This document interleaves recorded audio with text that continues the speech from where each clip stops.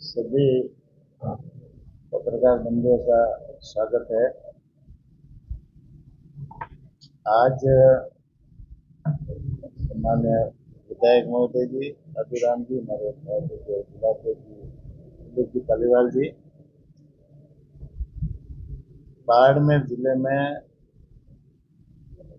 अभी सुबह से यहाँ और सरकार ने जो हमारे मुख्यमंत्री भजनलाल जी के नेतृत्व में वित्त मंत्री दिया कुमारी जी ने जो बजट पेश किया है, बजट का क्रियान्वयन सही तरीके से और समयबद्ध तरीके से हो जाए, इस दिशा में सभी जो जिला मुख्यालय हैं वहाँ पर जाकर के उन योजनाओं की क्रियान्वित के संबंध में अधिकारियों की बैठक लेनी और समयबद्ध तरीके से क्रियान्वित करवानी। इस दिशा में मैं यहाँ बाड़मेर में आज सुबह आया।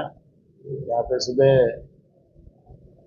वहाँ पे एक वन विभाग की तरफ से एक पेड़ माँ के नाम वृक्षारोपण की शुरुआत की। फिर बाद में गौशाला है, गौशाला में जाकर के वहाँ पर भी वृक्षारोपण का कार्यक्रम किया और सभी अधिकारियों की बैठक करके समयबद्ध तरीके से बजट कैसे क्रियान्वित हो, इस संबंध में बातचीत हुई और सभी को निर्देशित किया है कि बजट को समयबद्ध तरीके से जो काम एक साल में करने लायक है वो एक साल में पूरे करे, जो काम 2 साल में करने लायक है 2 साल में करे, जो काम 3 साल में करने लायक है वो 3 साल में करे, जो 5 साल में करने लायक है वो 5 साल में पूरे करे।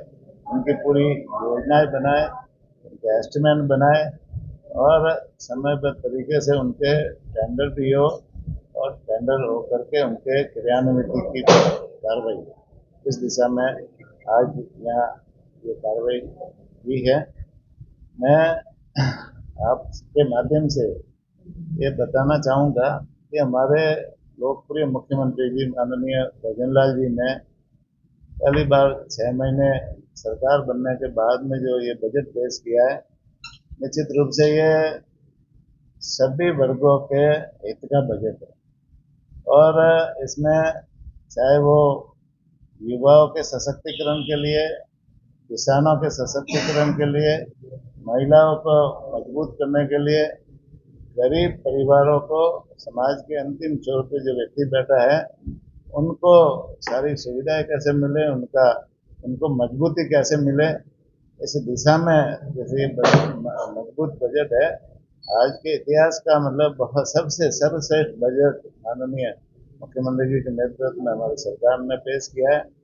तो इनका फायदा आने वाले समय में सब राजस्थान की जनता को मिले और मिलेगा और जनता में भी और जनप्रतिनिधियों में भी सभी जगह खुशी का माहौल है। ये इतना बढ़िया बजट माननीय मुख्यमंत्री जी के नेतृत्व में हुआ। सर, सबसे महत्वपूर्ण कि आप जिला मुख्यालय के ऊपर प्रेस कॉन्फ्रेंस कर रहे हैं, सरकार के बजट के ऊपर चर्चा कर रहे हैं, लेकिन बाड़मेर के लिए चर्चा के लिए कुछ भी नहीं, क्योंकि लोकसभा चुनाव से पहले जो एयरपोर्ट था उसकी जमीन निःशुल्क देने की घोषणा हो चुकी थी। इसके अलावा कोई मतलब बाड़मेर के लिए है, न ही बाड़मेर के पास में क्यों के लिए, ऐसा क्यों किया गया भेदभाव? बजट में बहुत सारी घोषणाएं हुई है। कोई घोषणा यहाँ स्थानीय स्तर की है, कोई घोषणा है पूरे राजस्थान लेवल की। राजस्थान लेवल की घोषणा है तो सभी विधानसभाओं में सब जगह लागू होगी और कोई स्थानीय स्तर के जनप्रतिनिधियों ने लिख के दिए तो वो वहाँ स्थानीय स्तर पे होगी। अभी जैसे चौटन में एक उप जिला अस्पताल को क्रमोन्नत करके जिला अस्पताल करने की घोषणा की है, तो वो चौटन में लागू होगा। एक प्राथमिक स्वास्थ्य केंद्र, नया प्राथमिक स्वास्थ्य केंद्र खोलने की भी घोषणा हुई है। इसी तरह से गुड़ा मलानी में भी जीएसएस खोलने की और कई तरह की घोषणा हुई है। तो ये सब जगह जिन विधायकों ने जो प्रस्ताव दिए और जिन जनप्रतिनिधियों ने प्रस्ताव दिए उन्हीं के अनुसार घोषणा हुई है, तो उनको सब जगह क्रियान्वित होगी। ये बाड़मेर में भी जैसे जमीन रेलवे के लिए जमीन आवंटन का मामला था तो वो लंबे समय से अटका हुआ था। वो रेलवे के लिए जब तक जमीन अलॉट नहीं होगी तब तक उसके ऊपर बजट नहीं आएगा, और बजट नहीं आएगा तो काम शुरू नहीं होगा। तो ये बाड़मेर के लिए आज जैसे यहाँ आवागमन में थोड़ी तकलीफ होती है, यहाँ के प्रवासी भी बाहर खूब है, इंडस्ट्रीज भी खूब है, तो वहाँ के लोगों को आवागमन में ये हवाई अड्डे की जरूरत है। सरकार ने निःशुल्क जमीन आवंटन की बजट में घोषणा की है, उसकी क्रियान्वित बहुत जल्दी हो जाएगी और आने वाले समय में यह हवाई अड्डा भी बनेगा तो उसका फायदा सब लोगों को मिलेगा। इसी विधेयक पर के आरोप है कि पश्चिमी मारवाड़ को बिल्कुल वो उम्मीद की उम्मीद को खराब नहीं किया गया। और जैसे जो बात वो और भी चीज जैसे जो मूलभूत सुविधाएं थी उनको भी मतलब नजर लाता है। सीधा सीधा यहाँ आरोप ये है कि सरकार ने अनदेखी की है। तो क्या सरकार जो विधानसभा में वोट नहीं दिए गए हैं? पश्चिमी राजस्थान में सबसे ज्यादा ऊंट ऊंट पशु है, और ऊँटों के लिए हमने, हमारी सरकार ने एक तो अभी नया नया प्रोजेक्ट चालू किया है, ऊँटनी के दूध को लेकर के बीकानेर डेयरी में शुरू किया। पहले ऊँट पालकों को अपना दूध बेचने के लिए कहीं जगह नहीं थी, और उनका डायरेक्ट लोग ऊँट के दूध को कोई खरीदते भी नहीं। तो हमारी सरकार ने ऊँटनी के दूध के प्रोजेक्ट, मतलब दूध के पाउच बनाना और वो बिक्री के लिए मार्केट में देना, और घी बनाना, चीज बनाना, इस तरह के प्रोजेक्ट भी चालू किए। और अभी यहाँ ऊँट संरक्षण के संबंध में यहाँ बाड़मेर जैसलमेर जिलों में और भी काम सरकार ने बजट में घोषणा की है, उसके ऊपर भी करेंगे। और ऊँटों को, ऊँटनी के पहला बच्चा पैदा होता है वो उसको 10,000 रुपये देने का प्रावधान है। पहले से ये योजना चल रही थी, लेकिन पिछली सरकार ने इसको बिल्कुल ठंडे बस्ते में डाल रखा था, इसके ऊपर कोई कार्रवाई नहीं, ऊँट पालकों को कोई फायदा नहीं मिला। इस बार हमारी सरकार ने उस योजना को पुनः चालू करके उसको क्रियान्वित करने का निर्णय लिया, और उसको 10,000 की जगह 20,000 करने का निर्णय लिया। तो आने वाले समय में ऊँट पालकों को उसका सीधा फायदा मिलेगा, और ऊँटों के संरक्षण में और ऊँट को पालने वाले लोगों की संख्या भी बढ़ेगी। वर्तमान में सर ऊँट पालकों की कितनी संख्या सरकार ने कितने आपने बताया, कितने ऊँट बचे, और जो बीकानेर के अंदर इसके मिल्क प्रोडक्शन को लेकर और इसके उत्पादन को लेकर जो आप बात कर रहे हैं, क्या क्षमता रहेगी, कितना इसका, कितने लोग जो है वो फायदा पशुपालन कर रहे हैं? अभी जैसे बीकानेर डेयरी में ऊँटनी के दूध का प्रोजेक्ट करना चालू किया है, रोज का 200 लीटर दूध का मतलब वहाँ उत्पादन होता है, वो अपना दूध खरीद कर फिर मार्केट में उसका सेल करते हैं। तो अभी हमने और भी निर्णय लिया कि इसको इस जिलों से, बाड़मेर और जैसलमेर जिलों से इस ऊँटनी के दूध को कैसे खरीदे, इस संबंध में हमने डेयरी के जो सीएम भी उनको निर्देशित किया है कि वहाँ कोई ऐसा प्रोजेक्ट लगाओ जिससे यहाँ के लोगों को ऊँटनी का दूध खरीदने और उनको बेचने का मौका मिले। तो यहाँ से यहाँ कोई केंद्र खोलने का हम आगे इसको प्रस्तावित कर रहे हैं, बहुत जल्दी इसके ऊपर क्रियान्वित की डील होगी। तो यहाँ जो सबसे ज्यादा ऊँट पालक है अपने यहाँ है, बाड़मेर और जैसलमेर और बालोतरा जिले में, तो उसका फायदा है ना, निश्चित रूप से आगे आने वाले समय में मिलेगा। आवाज भी यहाँ पर भी डेयरी खोलने को लेकर वो प्रस्ताव भेजा गया या कुछ आप प्रभारी मंत्री ऊँटों की संख्या चल रही है, एक जन ऊँटों की संख्या अलग से, की संख्या है, हम उसके बारे में जानना चाहते अभी अभी अभी अभी जैसे पूरे राजस्थान में 5,50,00,000 के आसपास कुल पशुधन है, जिसमें ऊँट भी है और दूसरे गौ माता भी है, दूसरे सारे जो पशु है वो उनकी संख्या पूरे शामिल रूप से होती है। और 2000 मतलब 19 में पशु गणना हुई थी, और अभी 2024 में वो पशु गणना वापस होगी, तो उनके सही आंकड़े सामने आएंगे। लेकिन अभी हमारे पास जैसे पूरे 2019 वाली पशु गणना है, और पशु गणना 5.5 करोड़ के आसपास है। तो आने वाले समय में 24 में वापस पशु गणना सरकार के निर्देशों के अनुसार की जाएगी, उसमें सही संख्या सामने आएगी। और निश्चित रूप से पशुओं के लिए भी हमने, हमारी सरकार ने एक बहुत बड़ी घोषणा की, आज तक जो किसी ने नहीं की, वो हमारी सरकार ने पशुधन विकास कोष बनाया है, और उसमें 250 करोड़ का प्रावधान रखा है। 250 करोड़ का प्रावधान वो पशुपालकों के विकास के संबंध में इसमें योजना बनेगी, और योजना बना करके पशुओं के विकास में उसमें सारे पशु आएंगे और उनके विकास के संबंध में योजना बनेगी। आज जैसे अपन गौ माता की बात करें तो गौ माता यहाँ एक गायों के लिए हमने एक योजना चला रखी है कि हर पंचायत पर एक गौशाला खुले और गौशाला खुल करके वहाँ जो सर अनुदान है, अनुदान हमारा विभाग देता है, वो अनुदान भी उनको मिले और साथ में नई गौशाला खोलने के लिए 10 करोड़ रुपए वो संस्था जमा कराती है तो 90 लाख, 10 लाख रुपए जमा कराती है तो 90 लाख रुपया हमारा विभाग देता है। तो ज़्यादा से ज़्यादा गौशाला इस क्षेत्र में अभी हम बैठक में भी हमने उनको कलेक्टर को निर्देशित किया है कि भाई हर पंचायत में गौशाला खोलने के लिए जनप्रतिनिधियों को बुला करके या गौशाला के संचालकों को बुला करके ज़्यादा से ज़्यादा गौशालाएँ खोलाओ। जिससे ज़्यादा गौशाला खुलेगी तो गौ माता का संरक्षण होगा, नंदी जो है बेचारा घूमते हैं उनका भी उनकी भी सेवा होगी और साथ ही साथ में जैसे जो ये जो लोगों को कई तकलीफ होती है बेचारा घूमने से, सड़कों पे घूमते हैं तो कई बार लोगों को नुकसान भी होता है, वो समस्या का भी समाधान होगा। तो अगली बैठक एक लक्ष्य लेंगे और ज़्यादा से ज़्यादा गौशाला खोलने के लिए भी प्रयास करेंगे। सर आपने जैसा बात की विधायक में अगर कोई मांग रखी है तो उस मांग को पूरा करेगा। जैसे बाद में निकले मैं बिल्कुल डेवलपमेंट को लेकर डिमांड की थी, संसद में बोला भी था, उसको लेकर कुछ नहीं हुआ घोषणा नहीं। जबकि वो लोकसभा चुनाव में भले ही दिल्ली आपके साथ ही आपके पार्टी के जो सांसद और सबके जो केंद्रीय मंत्री है उन्होंने उनको जिताने के लिए 22 मोदी जी की सभा भी करवा दी थी।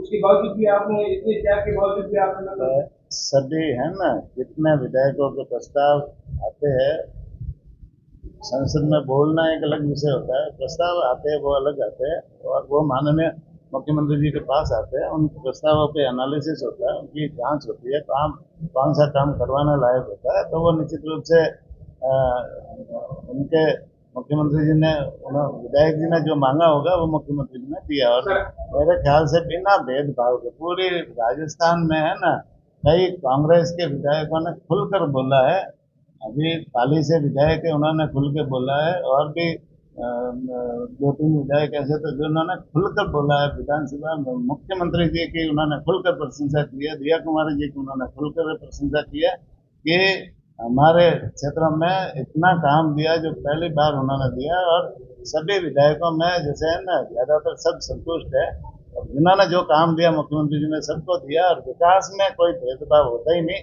चुनाव के समय होते हैं वो चुनाव के समय जैसा चुनाव जैसी व्यवस्था है अपने अपनी विचारधारा से चुनाव लड़ते हैं, जनता जिसको चाहती है उनको वोट देते हैं, वो चुनाव और ये विकास में कोई उसमें कोई होता ही नहीं।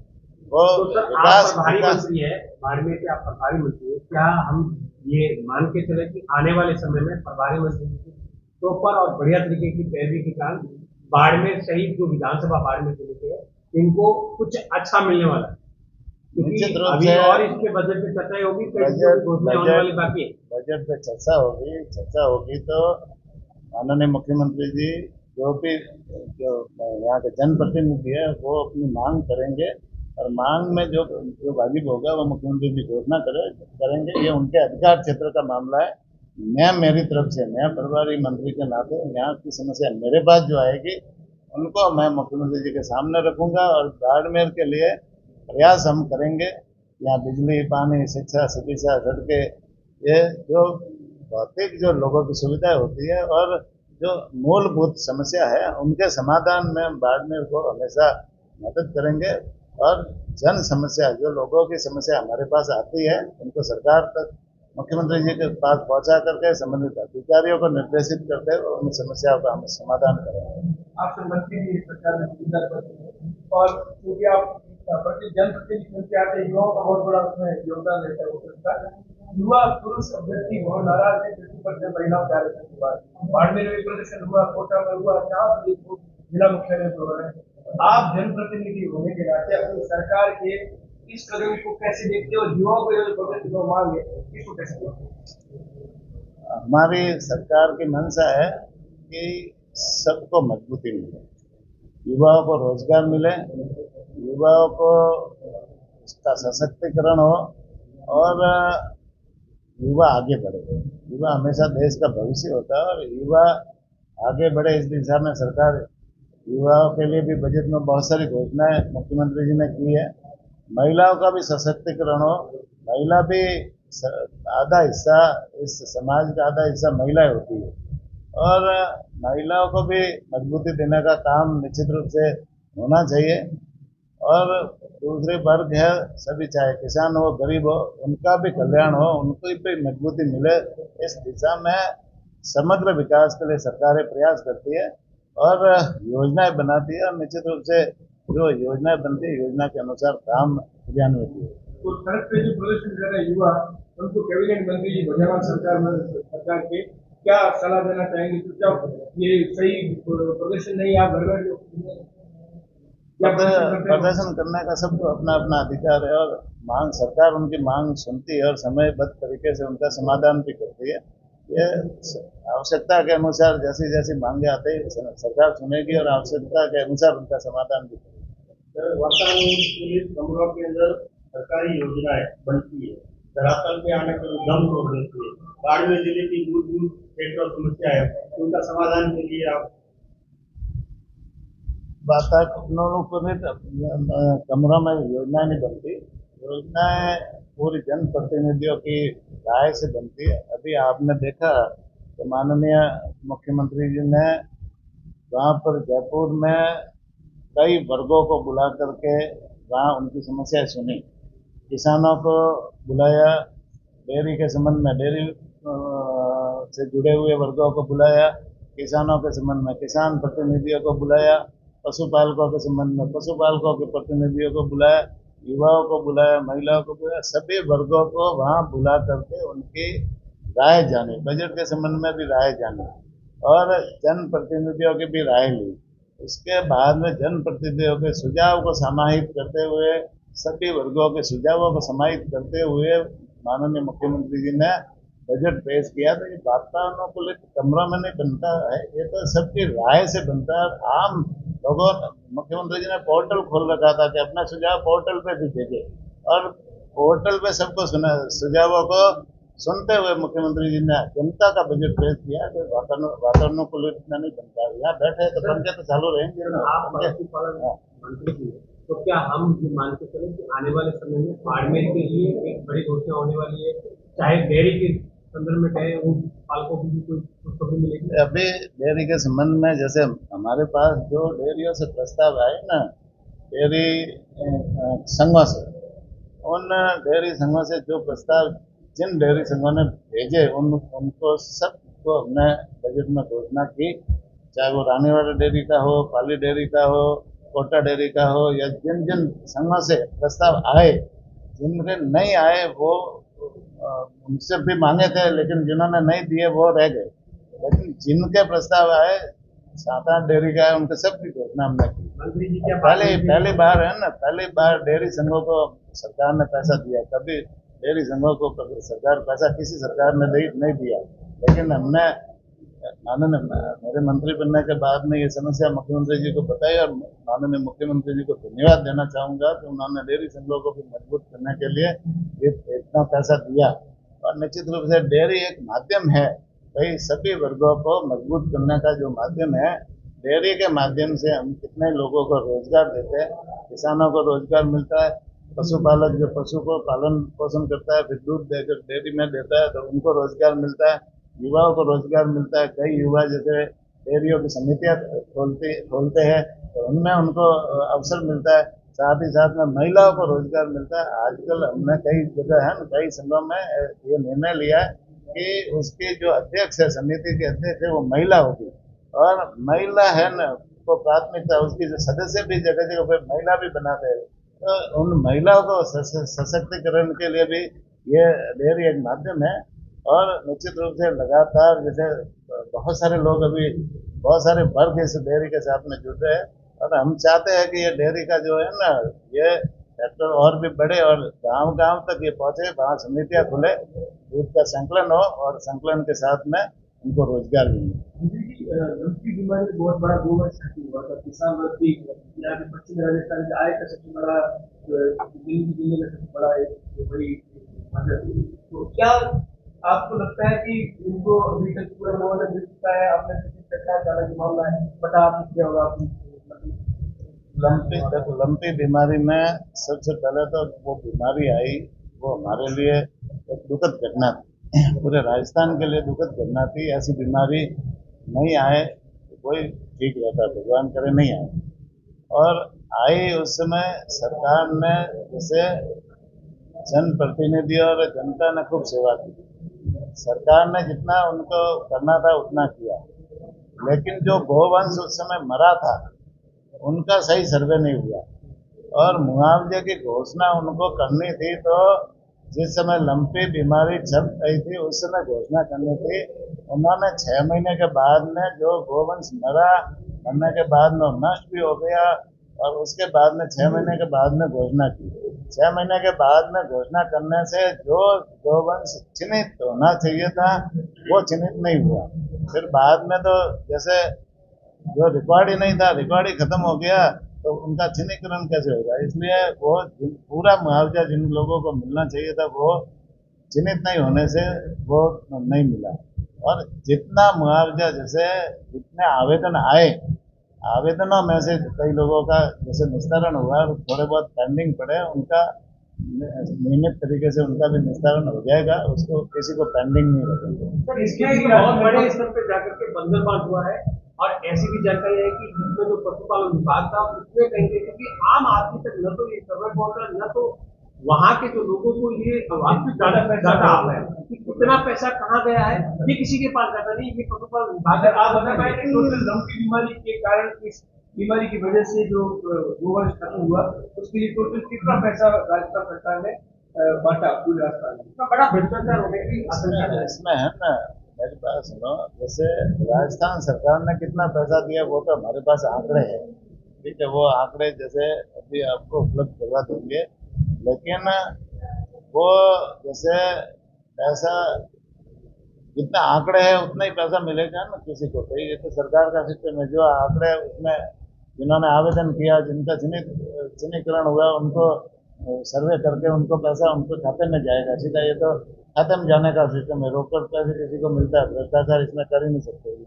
बाकी जो गलती कहाँ हुई, गलती वहाँ हुई कि पिछली सरकार को जब लंपी बीमारी शुरू हुई उस समय उनको घोषणा करनी थी, तो पहले ही घोषणा हो जाती ना, पहले घोषणा हो जाती तो जो कितने पशु मरे हैं उनका मतलब सर्वे हो जाता, और सर्वे आघात वही सर्वे होता है और उनको जैसे मुआवजे की प्रक्रिया भी चालू हो जाती। लेकिन 6 महीने तक सरकार ने घोषणा नहीं की, इससे आधे से ज्यादा पशु है ना उस दायरे में नहीं आए, जो उनको मुआवजा मिलना चाहिए उस दायरे में नहीं आए, उस कारण से जनता को नुकसान हुआ। महंगाई राहत कैंप लगे थे उसमें जो भी पशुधन था उसका बीमा करवाया गया था, तो क्या वो प्रभावी रहेगा? आपकी सरकार आई है, गहलोत सरकार दिखाएगी महंगाई राहत जो कैंप चले थे उसमें उन्होंने उन्होंने कुछ भी नहीं किया, खाली खाली कार्ड बना के दिया, और उसमें कोई योजना चलाई नहीं। बीमा उन्होंने जो किया सिर्फ वो दुधारू पशु गाय और भैंस का किया, और उस योजना में उन्होंने किसी का मुआवजा है ना, पूरा रिकॉर्ड मैंने देखा है, 10 पशुपालकों को उसका कोई मुआवजा मिला है। 8 8 या 10 पशुपालकों को उनका मुआवजा मिला, ज्यादा उसमें कोई मुआवजा मिला नहीं, तो वो पूरी उनकी योजना फैल रही। इसलिए हमने उसको उस योजना को वापस है ना हमारे तरीके से शुरू की है, और उसमें जैसे जो गाय और भैंस है उनके साथ साथ में बकरी और भेड़ और साथ में ऊंट को भी शामिल किया है। हम 5-5 लाख गाय भैंस का बीमा करेंगे, 5-5 लाख बकरी और भेड़ का करेंगे, और 1 लाख ऊँटों का बीमा करेंगे। और बीमा करने के बाद में जो बीमित पशु की यदि कहीं मृत्यु होगी तो उसका जो निर्धारित क्लेम है वो निश्चित रूप से मिलेगा। और इस योजना को हम पूरी तरह से लागू करेंगे। हम हमारी जो योजना है वो इस तरह से खाली किसी को लटकाने भटकाने के लिए नहीं चलाते, हम तो जनता के लिए योजना बनाते हैं। और जनता की योजना अब जैसे हमने चुनाव के हिसाब से तो ये योजना सारी बनाई, ये नहीं बनाई ना, ये तो जनता को राहत देने के लिए बनाई है। तो ये 5 साल में हम लगातार इसको अभी से क्रियान्वित करेंगे और 5 साल तक जनता को पूरा फायदा इसका मिलेगा। लास्ट समय में जाते जाते योजना नहीं बनाते, हम तो शुरू में बनाते। आज जैसे कई कांग्रेस के सदस्य और विपक्षी दल के सदस्यों ने कहा ना कि मुख्यमंत्री जी ने ऐसा बजट पेश किया है कि वो कोई चुनाव में जा रहे हैं। ये उनको लगता है कि इतना बढ़िया बजट पेश कैसे किया ये, उनको वो असम्भव में पड़ रहा है, जबकि तो चुनाव का बजट नहीं है, 5 साल के विजन का बजट है। काम करेंगे और बजट में जो घोषणा की है वो हम उसको पूरी करेंगे। किरोड़ी मीणा जी वाला जो मामला है पार्टी और सरकार के लिए बड़ा बता रहे हैं, मुद्दा बना है बार बार। आपको नहीं लगता कि 6 महीने में ही बहुत बड़ा एक जो खंभा था आपकी सरकार का, जो बहुत बड़े वर्ग को प्रतिनिधित्व करता है, वो कहीं ना कहीं आपकी वो किरोड़ी लाल जी का विषय है।